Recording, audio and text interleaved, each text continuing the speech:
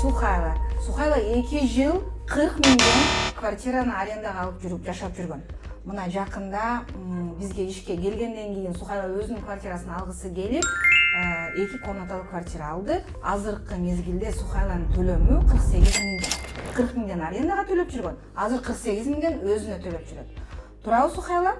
Скажи теперь, вот у тебя аренда была 40 тысяч, а сейчас ежемесячно платёшь сколько? 48. 48. Сняли аренду, никак не решили скупить квартиру. После того, как устроилась к вам на работу, Да. благодаря вам, спасибо вам большое. Желание уже прям, да, еще? Узнали про этот объект, очень хороший, прям готовый, с учетом первоначального взноса только материнский капитал.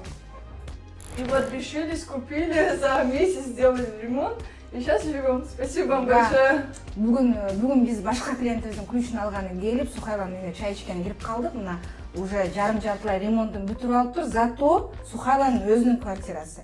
Мы за тебя очень рады, Сухайла, поздравляю. Спасибо. Ремонт бүтөт, уже бүтө эле калыптыр. Сонун болуп өздөрү жашап атышат экен.